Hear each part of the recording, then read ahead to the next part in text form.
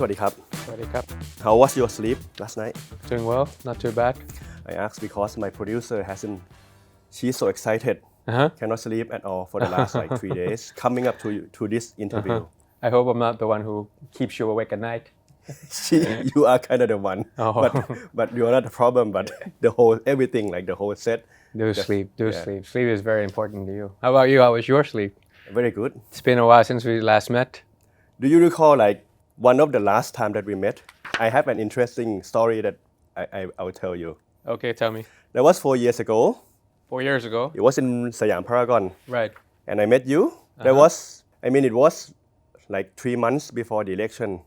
And I met you and we talked politics. 3 months before election? Yeah, 3 to 4 months or 6 months or something like that. And then so I joined Future Forward Party already or no? No, and that's the key point of the story. We talk politics, and then you asked me to analyze the Future Forward Party. Right. So I give you the full criticize of the party. Criticism or analysis? Analysis, but mainly I'm the kind of guy that I'm kind of be honest and be frank. I see. So I give the full criticism. I see. And then you like totally quiet. You didn't say anything much.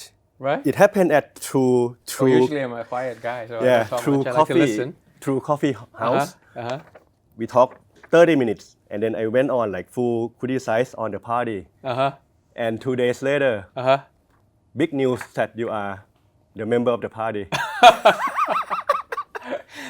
Honestly, you have to forgive me.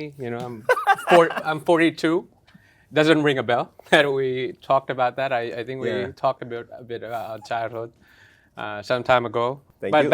Back to your point, I think I joined Future Forward Party. The announcement of the grand narrative was December 18th. And then I spoke to Kun Thanathorn maybe a week or 2 weeks before that. So that's why I asked you for that preamble question. You said 3 months before election. So then I know whether it was I made the decision or I haven't made the decision. So I don't know what the time frame. I still don't have the answer for that one. But what I'm trying to convey to you and to the audience is it was quite a quick decision and a quick decision that was a careful one. I went to see him talk at the FCCT speeches. He's from 1%, but he stands for 99%. And then we were talking about military reform, education reform at that stage. Itim was there too. I remember Kun Thanathorn was on the right, Kun Top, and then Itim was there. And I felt like if I were to run for office, which is something people already know. I mean, I went to school there. After BBA Thammasat, then I went to work at the Boston Consulting Group for a while, and then I worked at the government's office, government's house. So a lot of people, especially in our network, knew that I had a dream in politics. And if I were to join one, it would be with him.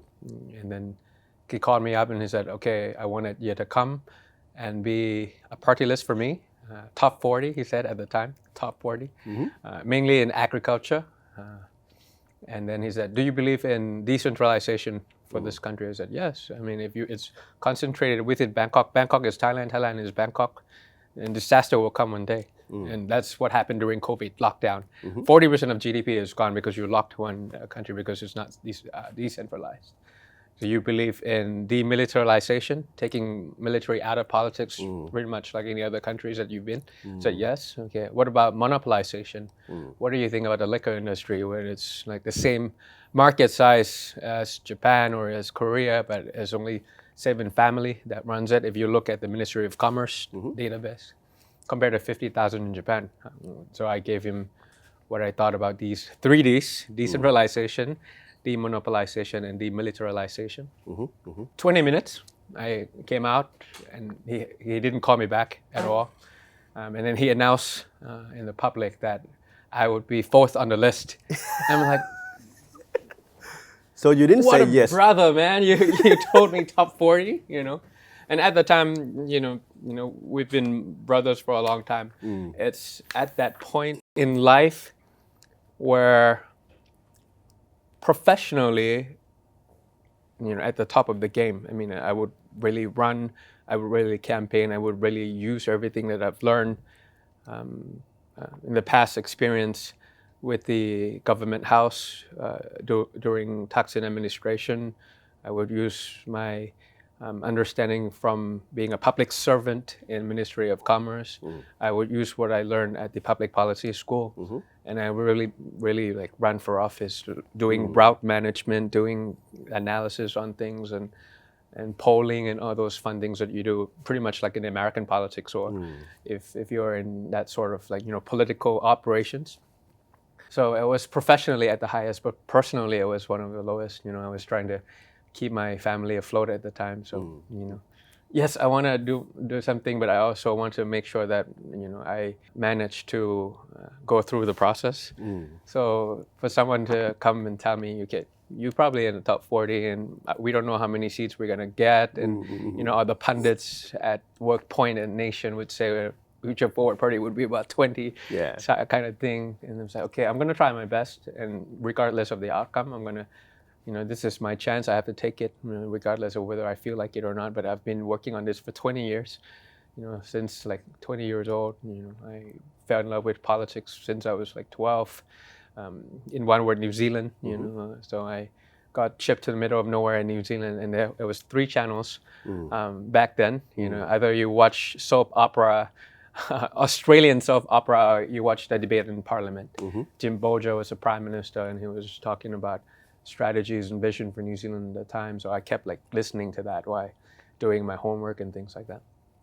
But yeah, so yeah, for him to say that, okay, you probably be in the top 40, and then out of nowhere without even talking to me, and it's like I came 4th on the list. It's something that I was proud of, but it's something that was quite surprising. So I had that kind of responsibility, that kind of power, and also that kind of expectation to go along with one another. So that's all I remember about that during that time. So it's a good story though, and I totally understand you. I mean, even you knew that you are joining the party, and you asked me for the comment, but you have to keep it a secret because I was still a journalist back then. I doubted that I wanted to keep it a secret. Maybe I haven't made the decision, or I haven't met him, but I remember it was probably like I was becoming more interested in the party after I went to see him speak at FCG. He didn't know me then. I was sitting at the back and listening to him speak.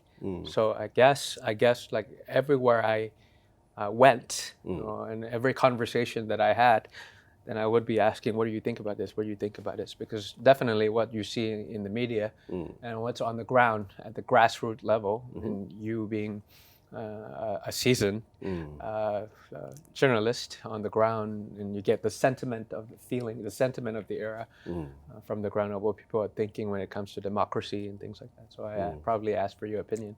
But you were not the only one, I'm sorry to say, but then you probably give me a frank feedback, and I wouldn't be surprised because I know who you are. It's a nice story that whenever your name come up, I tell my friends like, for real? This is what happened. But it's all nice. But cool. Interesting is that this happened 4 years ago. I would say something like it's like a sliding door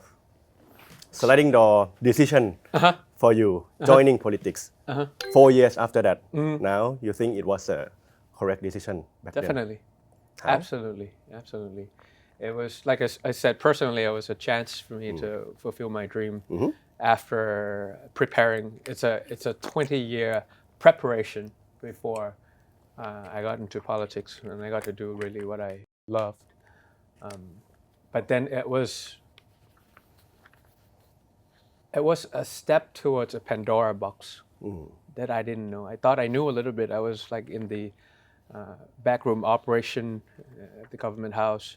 I was in New York when military coup happened in 2006, so I heard phone calls and all these alibis that were going on in politics, like House of Cards on Netflix. You see kind of, and then when you have become member of parliament yourself, and you knew that there was inertia, you knew that there was resistance to change, you knew that it's personalized in a lot of things that you do rather than systematic or professional. And then you feel like, oh my God, it's a Pandora box that you haven't seen a lot of things, a lot of things that you hear in your classrooms and the textbooks and the brutality of politics. in Uganda, in Afghanistan, the level of poverty, the level of extreme inequality that you probably hear in classrooms and things like that, businesses to private sector engagement, public-private partnership, all those things that you learned, that we learned, and then I thought I knew about it, and I thought I wouldn't be of a surprise, but a lot of the inertia that's going on in the system, it really shocked me, and it felt like, okay, there's a lot for me to learn. It's not like, I prepared about this. I have put it together. If I were to have a chance to speak in the parliament for the first time, these are the things that have been accumulated in my DNA, in my life, and this is what I'm going to speak on the behalf of the people, which is one of the duties of being an MP. You speak on behalf of the people, you pass progressive laws, you become a check and balance with the government. Those are the three primary roles and responsibilities. And then you thought that you had everything organized, ready to launch, all fired up, ready to go, like how Obama would say. And then when you get into it, and when you get to the fight yourself, like I used to be at the back writing memos or preparing speech for someone to speak. And when you get to do it yourself and you want to try to pass some laws, 2 votes down in liquor liberalization, marriage inequality, nobody's going to pass it. And we passed it. And that kind of feeling, the sensationalization of it, it's quite sensational. I mean, it's not something that, if I tell you and you would understand, it's just like, you gotta, like swimming, like if I teach you how to swim and I push you into swimming, that would be quite a different thing. So why don't you think about it? You've had your years in investigative journalism. Why not politics, man? That would be good. So now I'm convincing him to join politics. It's too late for this time, right? You never know. But you just have to go through the system. There's a line, and it's quite a long one. But the interesting that I want to share with you is that when you talk politics, I can sense that happy aura coming from you. Oh, for real? Even like the bills that didn't pass, the liquor bill. And it's contrast to most of the people that they feel toward politics. Oh, I see.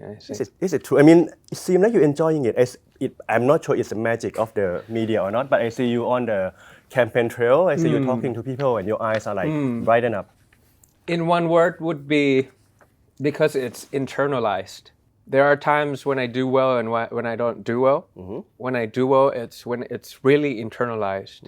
It's just 1 week in Nakhon Sawan, and I understand the problem of PM 2.5 because of the lack of machinery in the sugarcane plantation. And I feel like it could be done. There's like 3 parts to the value chain.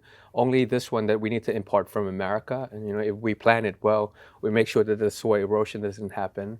If we have one of this in every district, imagine the productivity of sugarcane and PM 2.5 reduction and the new industry that comes from all these things. It's a revolution, Then it would be something of joy, But if it's like being forced to say something or to say something that I'm not interested in. It's like being in the classroom. It's like being back in BBA, some of the classroom you enjoy, if it's a good teacher, you want to join, you want to participate, and you want to raise your hands up and debate with the teacher. But if it's something pretty boring, you don't show up. You have your flip-flop and you sit waited downstairs and have like a burger with fries from Siam Steak or something like that. Or peanuts from Bernard or something like that. You know what I mean, right? So it's still pretty much the same thing. I mean, liquor liberalization is something that is, when you see people, it's really their dream. I remember talking in the parliament. Today it would be one of the 10,000 votes that you voted for other MPs.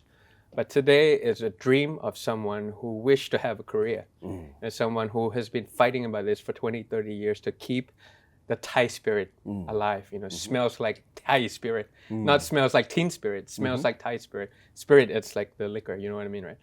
So for these people, it's like their dream. They're trying to push ahead. They have to go to Vietnam, to Philippines, to Australia, get their products imported back to make sure that they can overcome this, barrier to entry that is the law. And it's nonsense. I mean, it's it's the right to work. It's a human right, and if it's equal, imagine what's going to happen to you. What's going to happen to all these monopolies too? I know in your logistics, you could utilize it about 70%. There's still 30% unused. So even if you agree with us, you scrap all your business development department. You scrap all your CSR projects and allow these small players to flourish. You can invest in them, fairly, of course, not to take them over and then make that they switch their DNA and their soul. And then you could help them with your logistics. You could help them with your marketing. So it's a win-win situation. And we'll have like 50,000 producers within this country. We could decommoditize agriculture into, keep them in a bottle and make sure that the value increases. And perishability issue, instead of farmers going to the government house and throw all their produce on the ground waiting for it to be rotten. Now it's not in a warehouse, it's in a bottle, and it goes up with time. So it's nonsense to me that we lost 2 boats. It was pretty annoying, but we've come so far, yet not far enough. But then again, it's going to be fun this time when we go to the campaign trail and talk about our policies. Yeah, I mean, this kind of spirit is kind of important to have this positive outlook of whatever it comes. For a lot of people, when they say like, okay, we lost by 2 votes for something that we work hard, they might get depressed, they might get like pessimistic already. But like I said, the aura that you gave me now, you have like that positive energy now. Well, what's the choice? You have no choice. The choice is just to, to try your best and make sure that you make it happen. But whatever out of your control, sooner or later it will happen because you think you're on the right side of the history. If that's the case, then you will always have that energy to keep pushing. Progress, it's not a straight line. It's probably a parabola. It's a zigzag line, that's for sure. It doesn't happen overnight. But look at how far we've come to in various things, whether it's like political debate, whether it's economic progress. We've been growing a lot for the past 40 years, but inequality increases too. The question now is how do we make sure that there's economic growth, but inequality reduces, inclusive growth. How do you think about these kind of things? It's quite a challenge, but I think the common denominator of how we make sure that progress keeps going is to find new consensus for the new normal. Now we have new normal. That's something that you guys use a lot probably in journalism, but we don't have the new consensus. Old consensus in new normal. That's in one sentence, the current state of this country. In politics, in society, in education, in environment, in economy. You have a new normal in the EV industry. Tesla in Oslo, this guy. You have new consensus in smart electronics. And you have consensus in how to make sure that tourism is more sustainable, these kind of things. And then you have the old consensus, which is Detroit of Asia. You have your diesel machineries in the past. All these. When we switch or when we get disrupted to be the EV, the carburetors are gone, engines are gone, transmissions are gone. And what are we going to do about this? And how can we make sure that we don't, miss the train and rather path skipping? Like how do we make sure that we get to it? Because when you were talking about hope and positivity, not being so pessimistic in a lot of things, it's very much ability to look ahead, plan ahead, and try to make sure that you utilize your internal capability of yourself, of your family, of your institution, of your country to make sure that you meet the external environment. But if we don't keep it up, then that's when you lose hope. And back in our days when we were young, we had the hope of being the tiger of Asia. That's probably in our high schools. The fifth tiger. The fifth tiger of Asia, that kind of thing. I remember going to Cuba, and then the Cubans were, when we were talking that I come from Thailand, the Cubans will say to me, the fifth tiger of Asia.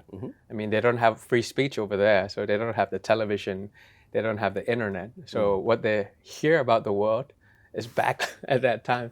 So everywhere I go and I say, okay, I come from Thailand, and then they will say, oh, the fifth tiger of Asia. And this is like 10 years ago when I was still in America studying. So I went to Cuba. A little bit more. We are next. We are going to be an industrialized nation. That's also some buzzword for us to hope for. And then we have Thailand 4.0, all the startup nation.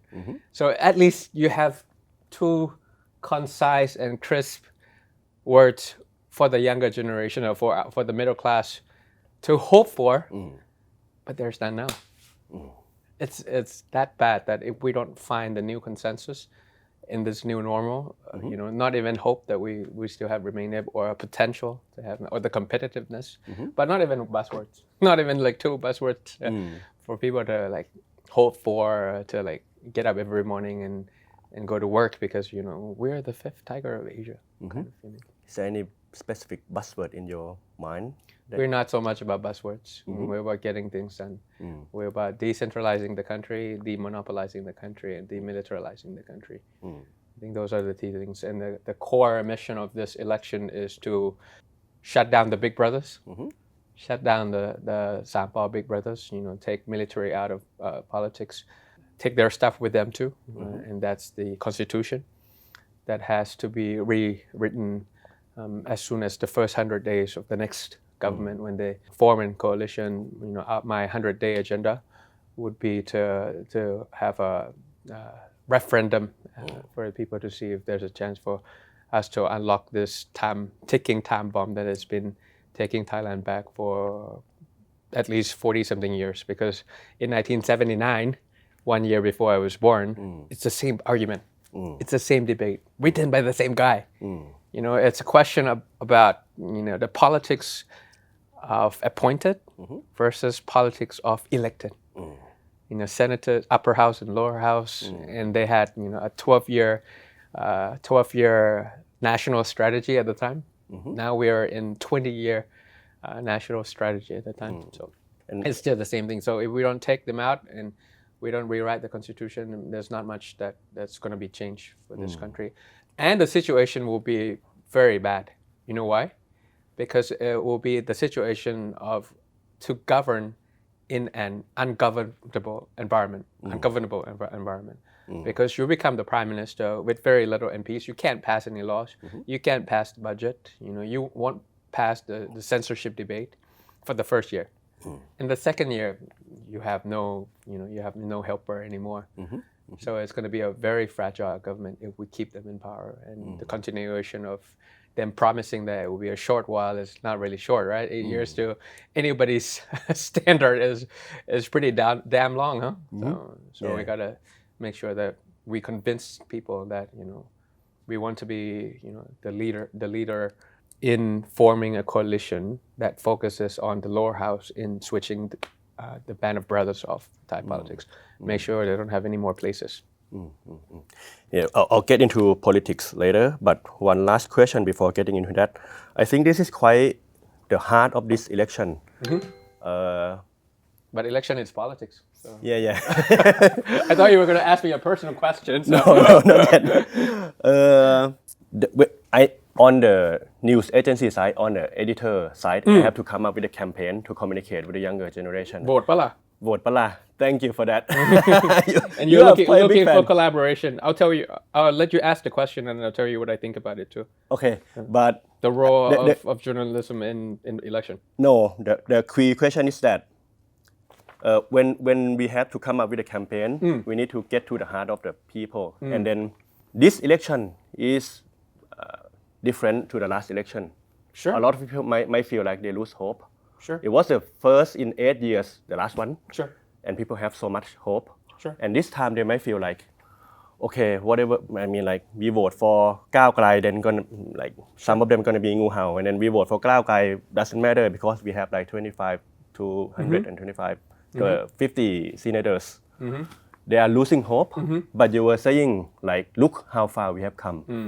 Can you tell me and the audience like why this election matters and how far you have come? Because this election is not about me, it's about you, And because I'm on the ground So that's why I'm so hopeful. If I'm stuck in the air conditioner all the time, and I felt like maybe they lose hope, and the sensation of politics might not be as interested, or the anger inside might have died down and things like that. But when I'm on the ground and people are like, I'm so going to vote, I'm going to come back from Germany and vote. I'm going to, my cousin is coming back from America for the first 40 years to vote for you, because I'm not sure that if I go to vote at the embassy, it will be the right election. I'm definitely going to start organizing a coffee parliament, Sapa Cafe, in my area, and start explaining to people what's the difference between social welfare and the current state of, how you take care of the people, how you develop people. In their own words, is รัฐสวัสดิการกับสังคมสงเคราะห์ต่างกันยังไง I'm gonna like I listen to you talk and you understand that there's dynamics in social welfare, and this is more just like populism. And once you help the older generation and the younger generation, I'm more entrepreneurial. I'm able to take more risks. If I screw up in the current system, my family will screw up. But if what you had just described to me in your speech, if I screw up, the government will take care of me. Then I started looking at the Nordic models. I started looking at what happened in Scandinavia. I started looking at what happened in Australia, and I felt like, oh yeah, it's not just about helping older people or younger people, but it's also about the mid-age like us. We are the ham in the sandwich. There's a bread on top of us, and there's a bread below us. That's our parents. That's our children. Because of that, I cannot be Thailand 4.0 or a startup nation, because if I screw up, then I'm screwed in the age of. So I feel like, in short, in conclusion, I feel like the voting turnout this time will be more than 72%, which is the voting turnout of the last election in Bangkok. And it's really important, the amount of voting turnout. If it's in 50 or 60%, then progressive parties like me don't get a chance. But if it's the voting turnout is 70 up, 72, 73, 74, 70, 75, that's to our favor. And that's not just our favor, but the system favor, the democratic favor. It's a favor to the system. It's a favor to democracy that people come out and vote a lot. And I feel like this time will be the same. There's like, from them telling me, I'm going to abandon my noodle store for half a day. No matter how long the line is, I'm going to vote. I'm going to go vote early. I'm going to make sure that I use my voice, because I know that bad politicians get elected because we don't show up. Those kind of things. But yeah, we can't be never careless when it comes to political operations of the conservatives. Ability to use gerrymandering in their election system, the way they draw districts, or the incumbent advantage from having the budget, or the incumbent advantage of having their men or their people on the ground in various provinces. So we want to make sure that this vote is important. It's an opportunity for change of 4 seconds of your time, and if we get enough votes and there's domination of ideas, and we can put the country ahead and try to get things done. Can be the change that people can really trust, feeling. Yeah. Before we get into hard politics, you were mentioning โหวตปะล่ะ Any thought on the name of the campaign? It's important. I spoke with a few friends from the Kennedy School where I went to study master's degree, and they focus very much on the role of online journalism in election season. So fake news operation. So they were asking me about what's the role, and who does the fact check during the election season to make sure that it's not a war of information operations. And usually, if it's CNN or BBC, we have to use BBC, because you are a master degree. So BBC, for example, like they would collaborate with one another on the ground during the debate to fact check whether what they say is true, whether I say is true, whether my numbers are correct. There's 12 million retired citizens that rely on social pension. Is that the right one? They would just fact check right then, and then they would tell the people whether it's correct or not. And a lot of dirty part of the politics that will be thrown by information operation, you can check whether it's true or not and let people know.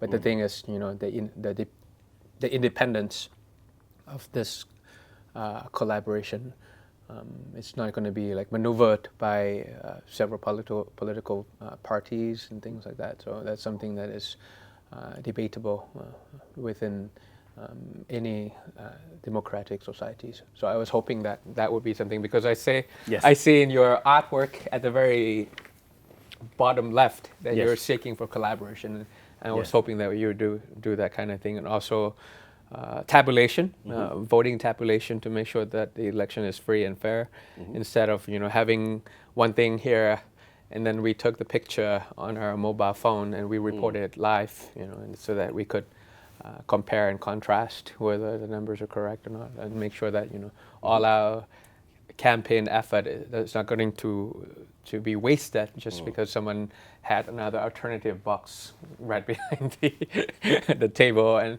all of a sudden the electricity goes out and the box has changed. That kind of thing. We can talk more about it. You can find your time to sip a bit of your tea when I arrange this. So what you see now, we are getting to hard politics. Sure. But this is just for visuals. What you see now are the political parties that supposedly to be like maybe top 7, top 8 in the coming election. Basically, I'm just going to ask you, is there any party, if you put it into maybe like 3 categories, the party that you would prefer not working with, the one that you want to work with, and maybe someone in between, like neutral party that maybe up for the future. So you tell me which side. Thank you for putting me right in the center. But the winning one. It's a good sign. The center of the circle, the center of the coalition. But okay, so let's. The one you don't want to work with, you can be give clear it to with me. the answer. So this, I put it as far away as possible for me, right? Yeah, come here. Okay. So as far as Far possible. from me, yeah. As far from me. So this is something that I think is the right choice, has the right answers for the current challenges for the country. I haven't thought about these ones. So, for me, in any parliamentarian coalition, you can't really form a coalition before what people tell you during the votes, right? But you can have some spine. You don't have to be spineless when it comes to these things. And I have said many times that the way I think about this is a framework thinking, and the framework for that is, I have made clear at the very beginning of the show, shut down the Band of Brothers, turning Sampal into 3 Ps, maybe Pita, Parit, and someone else, and that's the case. And this, I have worked with them for the past 4 years. I feel like that we have more similarities than differences. I've worked with several key people in this party before during my time when I was working as the backbench, writing memos. So I understand what they're all about. So I feel like it's possible for us to have the right answers to the challenges of Thailand, and we are mutually exclusive and collectively exhaustive. Meaning, it's like different one, and it's clear cut at what we're good at, clear cut at what we're good at, clear cut at what we're good at. But when you put it together, it becomes a good answer for the country. For me, what I'm all about, and I think if we do a SWOT analysis to the party, what we're good at is all high tech, high touch. When it comes to economy, things that's digital or things that high tech, we have the right candidates for it. People who's been the president of the Thai Movie Association, someone who had taught Lisa how to dance, those are the people who are my MPs right now, Kukov and Kutan, for example. When it comes to high touch, that's a high touch part, and someone who's on the high tech part, like Sasa Ting, Sasa who was very good at blockchain and all these things. So if we focus on these things, for example, that's our cup of tea. And other people are very good at their own cup of tea too. So if we put together, we have something for the old economy, something for the new economy. Some party would be very good with getting rid of drugs like like leader Seri Pisut, for example. So if we put them together, I think that would be a good set of cabinet that can handle the problem, unlike these two. Yeah. Thank you. What you did, I mean, a lot of people will say, this is admirable that you have spine, but this is not coming from me, but I'm saying from like the old politics. They might think like this is the character of your party, like being stubborn, willing to play without the games, like outside of the games. The other part, old politics would do this. There's a reconciliation. We could work with anybody, and nothing on the table. It will be the negotiation will be like this. This is old politics, and then okay. So how many ministers you want? How many ministers you want? Okay, I want this one. I get this one. But for us, I think, and also the other two parties that I have explained, I think we were pretty keen on what we going to work on, and there we were pretty clear on what we wanted. Liquor liberalization. Military reform when it comes to military conscription. Before coming here, I was scrolling Twitter, and Pheu Thai just put it on their Twitter about end of military conscription, for example. Well, that's something that's aligned. That's something that can be done, and we can help and have a healthy debate of how to get rid of the military dominance in our national budget and in the center of the power of the politics, for example.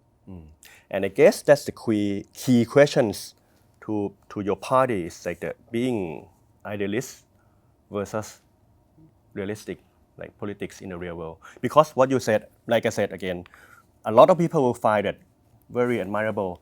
But what you just did, a lot of parties, I don't know, even these two maybe might rule out your party because like you guys don't play the game that they play. But it's a fair game, I think. It's a matter of choice.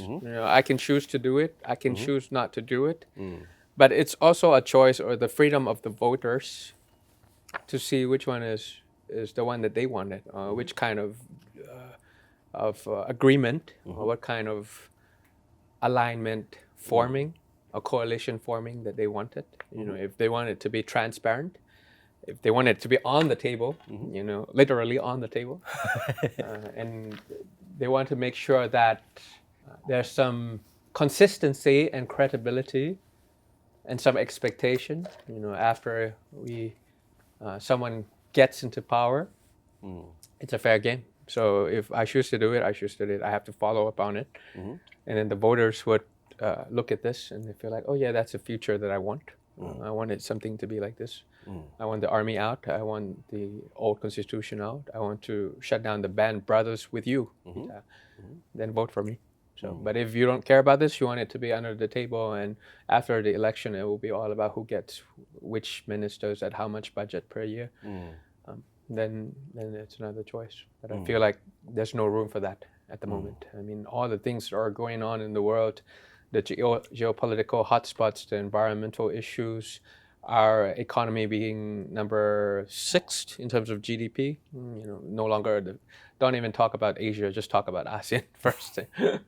And the attractiveness of the country when it comes to foreign direct investment, everything is really urgent. There's nothing that is not urgent when it comes to getting the country back together. Well, last question on this, like political tactics. Realistically speaking, if there are two choices, because for ก้าวไกล voters, if you win like 350 seats, that's ideal. But to be honest, it just seems impossible right now. If you have two choices, like maybe you have like 50 to 60 seats, but you have to join a government, a coalition maybe with one of the พลังประชารัฐ and one of the ภูมิใจไทย you get to govern, you might lose your character a bit. Comparing to, being yourself, stick to your principle, but you have to be on the opposition side. How would you? To answer to that question, the structure of your question was asking whether I would sacrifice the ideology in return of governing and really getting things done during that governance. But that part of the question is like this, for sure. Clear cut. I'm 42. I can wait. I have a lot of time. But people might not be able to wait. You know, a lot of people, they're waiting for equality, people who are waiting for liberty. You know, there's people who are out there, the younger generation is asking for judicial independence, you know, bail application and withdrawal, you know, rule of law, you know, detention before trial. You know, how are these things happening in this country? And they're not eating for 7 or 8 days, you know, so it's a matter of urgency in that sense. But for me, you know, for us to come and run for office and become a politician, in order to just to get in power and to really make some sacrifices, but to, you know, be part of that coalition, it's just impossible for me to do. The second answer to that part of the question is that you assume that time is a snapshot and not a flow. If you think of it as a snapshot and you see, yeah, there's no way out, you know, realistically, it can't be done. It has to be like this, you know. But if you look at the time as a flow and not a snapshot, not static, you know, if I want to be right in physics. Yeah, it's a flow. Once it's a flow, then things can change, you know, for the better or the worse. And the time for us to have the process of domination of ideas, it might not happen in this election, but in the next election and the next election, you know, the nomination of ideas of people will start to understand a little bit more. And it doesn't mean that more votes for me or more MPs for me, but it could change the thinking or change of approach, the change of way of doing things in any other political parties that might be forming coalition with me. So it's like, you know, it's synchronization of the people and the parliament, the synchronization of the society and also the government, you know. So, you know, whatever is being pressure and incentives for someone to act, and there's strong linkages, strong accountability, strong transparency, it could change. But as of now, yeah, the snapshot might be like what you said, but if you look forward in the future, there's some progress, there's a way people change, people can change, you know, it doesn't have to be like that. And also it doesn't mean that you know, if I win more votes, if I have more MPs, it will be much easier for me to convince, that's for sure, because I could just dominate the ideas and we could have a healthy debate within the party every day. But if it's like different political spectrums with different interest, then it might take some time, and we probably need some help from the society, the civil society, to make sure that it's possible. So that would be my 2 satangs answer, 2 cents to your question. Yeah. Last question, follow up on this. Well, I might be a bit stubborn, but if I'm doing a bit of play role, and I'm begging you, like, just get into the government, co-align with anyone, but you get to rule one, like, minister, maybe education, and you are there, and you get to be yourself. Maybe you have to sacrifice some of the policy, maybe like demilitarize, a bit of that. But you get to implement your philosophy, and people will see it. But I think you're not the only stubborn one. You know, I'm also pretty stubborn in trying to make the change that people can feel. But it's not really about sacrifice. Sacrifice is a wrong word. You know, the right word is compromise, and the right word is prioritization. I mean, you can't get things done within a snapshot. If it's done like that, you don't need a leader. Leadership is a constant struggle to make change happen. It takes time, it's hard, and it has to happen. Change has to happen. But if it's easy, you don't need a leader. It happens naturally. It's organic. You know? But if you just keep struggling, it's like running in circles all day long. Direction, you know, there's no direction to it. So it has to be like that. But the way when you implement change, you know, it's a group effort, and it's a mobility of the mass. So you got to be pretty clear, pretty concise, and pretty focused, and you got to prioritize. And it's not an easy thing, you know, for you to prioritize which one comes first and which one comes next. But you got to be able to plan it out. You know, you got to see what your quick win is. You got to see what your capability is. Then you look at the competitors, and then you look at the customers, which is the voters of the people. This is like private management. Yeah, like how you manage a company is 3 C's: customer, competitors, and company. It's also the same in politics. And there's a lot of differences, which I'm not going to get into. But there's some similarities in when you think about this, and then you could see the kind of resources to really bring about change, and you prioritize them. So your question was that if I got into one of the minister, will I be able to deliver?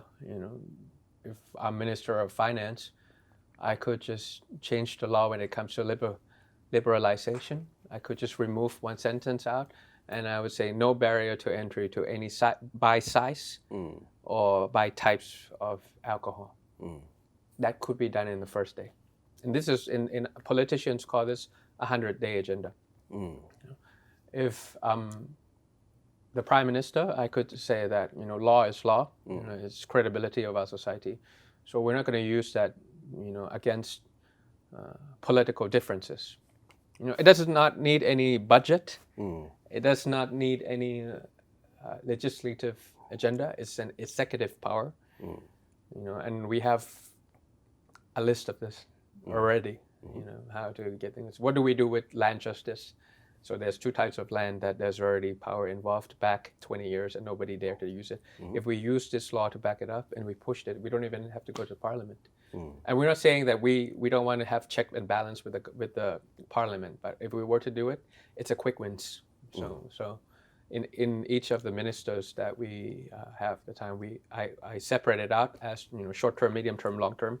What can be done in 100 days? What can be done in our first term? What can be done in our second term, for example. So that's prioritization. That's a compromise to really deliver, but it's not a sacrifice at all because we'll come back to it later. Yeah. All right. I will stop being stubborn and pushing you then. Keep pushing me. It's part of the job. You're doing your job if you don't push your politician. The audience hates me when I do this. Why? It's a healthy debate. It's a healthy debate, and Last especially in a show like this, it's not even like that because, sometimes if I wanted to ask you back, well, what are you doing with this? How are you helping democracy with what you're doing and things like that? It can be done because it's a conversational kind of show. Yeah, I think like Thai audience are like getting used to having politician and like the interviewer Talk in asking, different silos. Yeah, it's like Echo relaxing. chamber. Yeah, so when I ask this, they feel like okay, I'm against you. But when no. I'm doing now is that I'm gather all the question in the country and I try to. Not at all. No. It's a process of polish. You are polishing the way I think and the way I work, and also hopefully the way I run the country. Oh, thank you for understanding my. Oh, definitely. My role. No worries. Yeah. No worries. Yeah. I mean, it would be boring if you just keep like sticking to the script and asking me boring questions. But this is fun. It's challenging and wakes me up better than caffeine. But right now I know that my producer is having a big headache right now. How come? The subtitle is going to be so difficult for her now. Okay. Part of the job. Part of the fun. Okay, how long do we have here? 20 minutes. 20 minutes. Oh, it's aim hour. It's An hour English, with aim. An hour with aim. And it's English interview, and I want to have a part where we discuss Thailand in a global stage. Okay. Ideally, where do you see Thailand? So frankly, you're testing my foreign policy prowess. Yes. Okay, yes. tell me. And well, I want to put it this way. First of all, if you can pick someone to come and work for Thailand, anyone in the world, who would it be? Come again? I have to understand your question better to answer it. If you can choose anyone in the world who is like most competent, it could be like Elon Musk or someone. But that's a hypothetical question that doesn't really make any sense. I know, but it's leading to another question. I thought you were talking about like foreign policy of how we put Thailand on back to the global arena or things like that. We only have like 10 minutes, man. We gotta make sure The problem is we hit the nails, minutes. bro. We gotta hit the nails. The problem is the minutes. On the head. It's not a question. I mean, it's something we talk over beer, but I thought I want to use this time. I have my agenda. I want to use this time to explain to Thai people why foreign policy matters. Okay, I will finish the question. Okay, the first question would be how to put Thailand in a global map. And the second question when I asked you to pick someone is that how to attract talented to the country. Oh, okay. That's where I was getting to. Sorry about that. I'm sorry about that. That's all right. I'm a stubborn guy just like you, so I think like two of us think alike. For foreign policy, it really is important to Thailand at the moment, and the prime ministerial candidate has to understand that what's happening in Kalasin or what's happening in Nakhon Sawan is being decided like miles and miles away from that location. The price of the fertilizer is being determined by geopolitical hotspots in Russia and Ukraine. Our vaccines have to be all imported. The supply chain decoupling of what's going on. The opportunities that could come from the Taiwan Straits tension. When it comes to electronics and things like that. The current state of Thai foreign affairs, which they proudly accepted themselves as bamboo diplomacy, which means it's a quiet diplomacy. I don't want to talk. I don't want to take actions, and it really shows. They do walk the talk when they vote on United Nations. They put abstain on a lot of issues regarding like Myanmar or regarding Ukraine, for example. But if I were to be in power and the kind of change that we do, if you don't speak, you don't exist.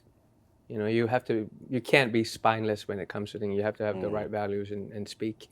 And the good example of doing that, you might feel like, you could talk about that, but Lee Hsien Loong of Singapore, for example, he criticizes America.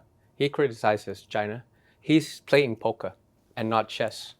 He's calling bluffs out. You're bluffing, but, you have your guardrails meeting at the back and you have a strategic, managed competition between the two, and I don't want to be the pawns in your chess game where you move me to be aligned more towards the Chinese or towards the Americans. But we gotta stick together with a mid-sized power and say that we are in a poker game, not a chess game.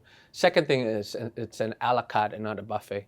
A buffet meaning, because I come from military coup, I have to be alongside with the Chinese. So, which I'm not saying all the bad things are happening from China, but a lot of things that cannot be rejected is that a lot of investments all around Thailand in the past 8 years during the military coup, the mining practices, the waste management practices are not very good because the pollution that comes out with it. EEC is one of the areas, people in the EEC will be able to tell you, these investments, they create a lot of pollutions that come with me. But then again, we felt the American absence during Trump's presidency, for example. I'm an American alumni. I'm a product of American education, so I worked with them a lot since Ambassador Ralph Boyce. When we talk about education, we talk about economy, we talk about environment. But then I felt like it was really absent during the time when it was America First policy of President Trump, for example. And there's not a lot of admirable investments that comes to the region so that Thai people can really compare. This is the investment from China, this is investment from America, this is investment from Europe, this is investment from Japan. And, okay, so I understand now that which one is the mutual boon, the mutual relationship for the benefits of the countries when it comes to international relations. So poker, not chess, a la carte, not buffet. Prime Minister Lee Hsien Loong will come out and criticize America if it's wrong.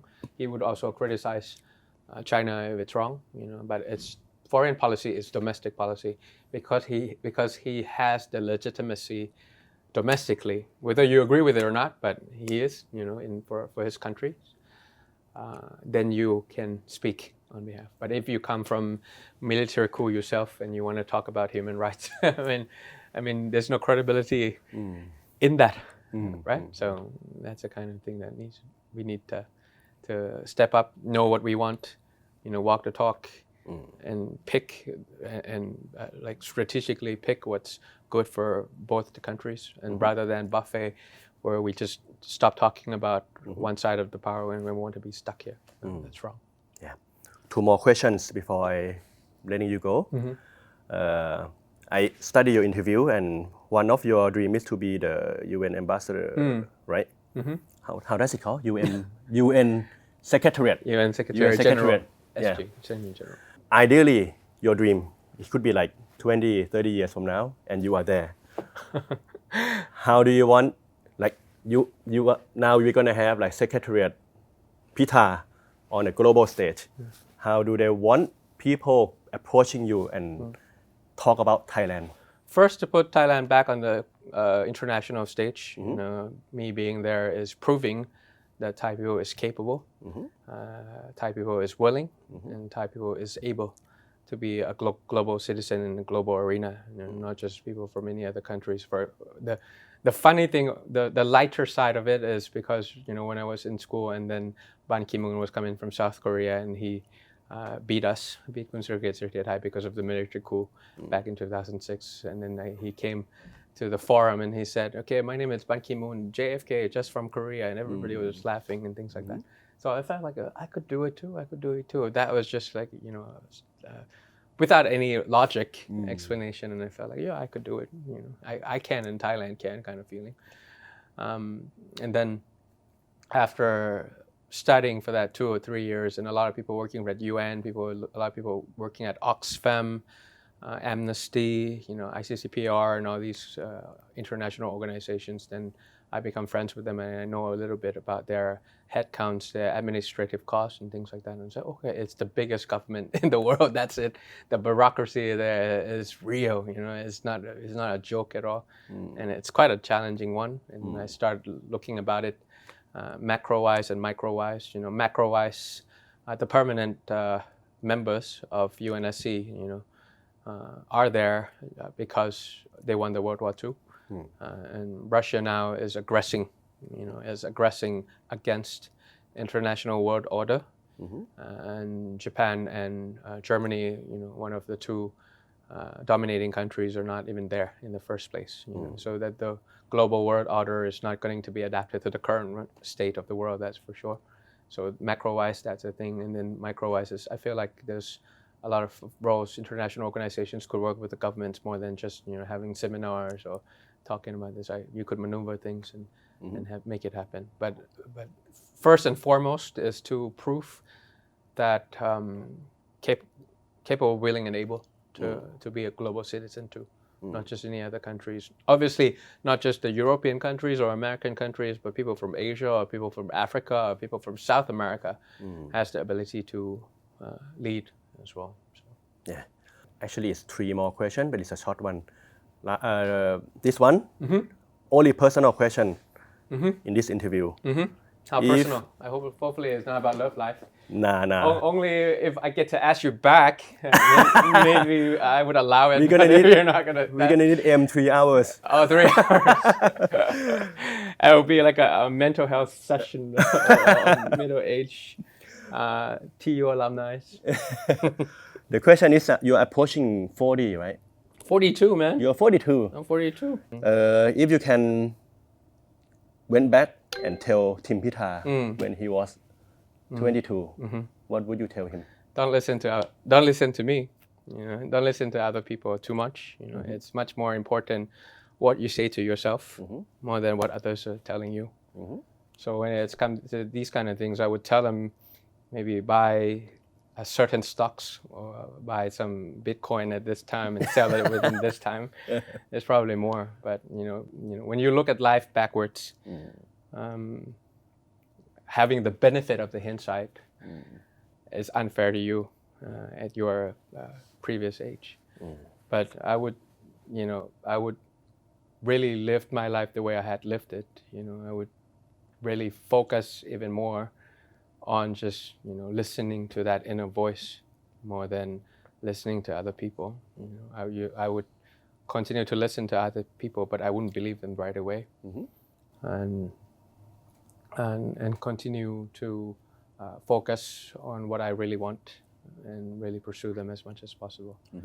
So yeah, there's some ups and downs in my life. You know, something that's perfect, something that's not perfect. But hey, it's like John Lennon. You know, life happens to you while you busy making other plans, and that's really a lot more you can control than you think. You know, ability for you to set your boundaries, when it comes to work life, self-care, focusing more on yourself, start doing yoga earlier, start doing some breath works, quick, do journaling much faster in life, and I feel like you'll be able to survive or live a better life. Exercise a lot, all those things that they tell you. Just not don't skip them too much. That would be all. But don't listen to people all the time. Thank you very much. I think that's like good advice for myself as well. Cool. What about the 2 remaining questions? The second to last. How many minutes left? I had my 2 minutes. I had my antioxidants in this green tea, so my memory is back, and I'm not cold anymore. Why is it 2 minutes? Second to last. On Thursday or Friday, I cannot recall. Kun Ung Ing will be sitting on the same seat with you. Oh, for real? Yeah. Good for her. Yeah. Good for you too. Is there anything you want to tell her through me? So with Kun Ing, I've known her personally for a very long time. I mean, I could Instagram direct message her myself. You're telling me that you don't need me, right? But what I tell the public and her, not privately, publicly, is that I'm happy to compete with her and collaborate with her. And that's nothing personal at all. I mean, that's really the system, how it's designed. It's like parliamentarian coalition. Then you got to be able to compete on ideas, compete on policies, but in the end, you'll be able to collaborate. You can sit together and you see that's the issue. This is my suggested recommendation. This is your suggested recommendation. How do we set it up and make it happen together? That kind of thing. But personally, I've known her for a very long time. So happy to be competing and working with her. Yes. And get some sleep because we're parents, father and her husband. So I'm sure it's not easy that you sleep on Sundays only. it's a challenge. It's a lifetime responsibility and a lot of insomnia and sleepless nights too. And she's the mother, so I can babysit for you. Huh? I can babysit You for good you. with kids, man? I can be good. I doubt it. We'll see. I trust in you a lot, but not your parenting Babysitting skills. skill. Okay, last question. Just everyone has to do this, but in an hour, this program is designed to encourage people to talk in English. Sure. And you can see that my English isn't perfect. I stumble in a lot of I words. understand you perfectly, but Yeah, keep but going. just want you to sign off the program with words that encouraging people to practicing English and have conversation because it's Thailand in a global stage. We need And that. you want it to be a practical one, yeah? Yeah. Spotify. That's how I learn my Japanese. I mean, I gotta sympathize and put myself in other people's shoes. Picking up a language is hard. It's not an easy thing for you to pick up another language. Given the time, given all the pressure that you have from work already, and for you to dedicate a portion of your time in a day to really pick up a language, you got to have passion for it.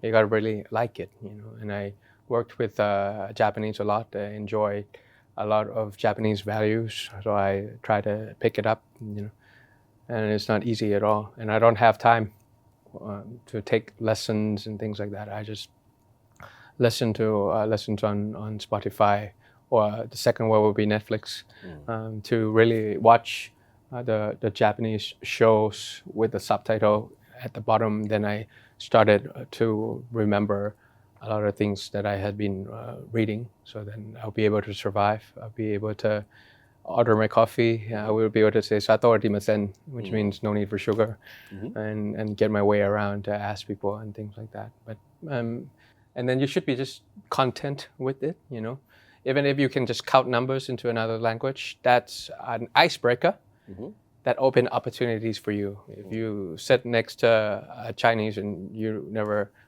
learn the language, you can't really speak. But if you can just ichi ni sanyong koroku nana hachi, something like that, that's enough, because it's an icebreaker for you to really connect with another human being from another continent.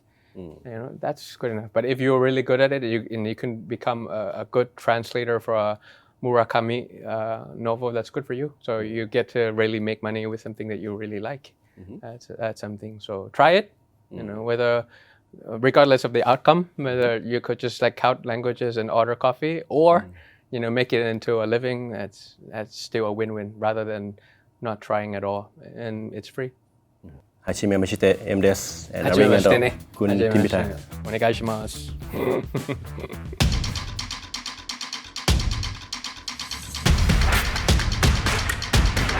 โหวตเพื่อไทยปะล่ะ โปรดก้าวไกลปะล่ะ โหวตภูมิใจไทยปะละ